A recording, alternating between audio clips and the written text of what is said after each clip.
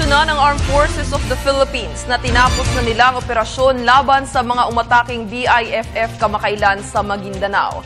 Pero ang pagtugis sa ilang miyembro nito patuloy pa rin. Balitaan mo kami, Waywaya Makalma.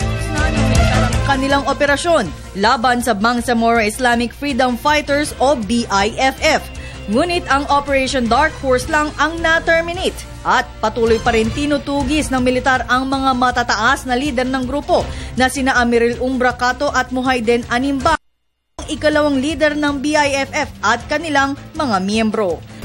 So itong ating law enforcement operation ang key target natin ay makuha itong dalawang leader sila, no? Si Muhayden Animba at Amiril Umbracato.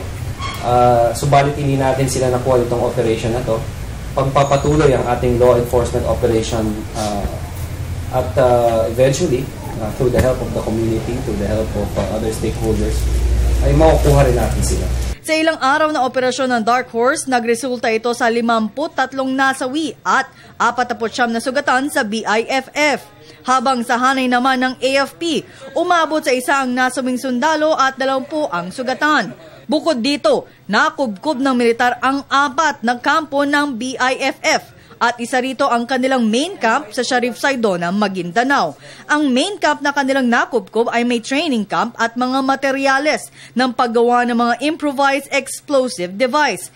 Nakita rin ng militar ang ilang mahalagang dokumento ng mga plano nilang atakihin, maging ang mga litrato ng mga child soldiers ay kanilang nakita.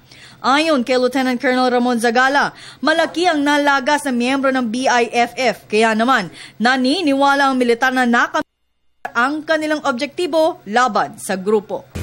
We have achieved all our objectives. Lahat ng ating objectives na nilagay sa ating plano ay ating narating. At sa ngayon, ang ating kasundaluhan ay nagkakaroon tayo ng redeployment of troops at itong 4 na kampo na ating nakuha ay ating tatauhan ng mga kasundaluhan. Ang importante dito ay naprotektahan natin ang community. Hindi nag-spill over ang violence to other areas. So, the objectives have been met. Samantala, pahihintulutan pa rin ng militar ang mga miyembro ng media na nais mag-cover sa war zone. Bagkus, magbibigay na lamang ang AFP ng media guidelines upang maiwasan na sila ay madamay sa gulo. Para sa Telebisyon ng Bayan, Waywaya Makalma.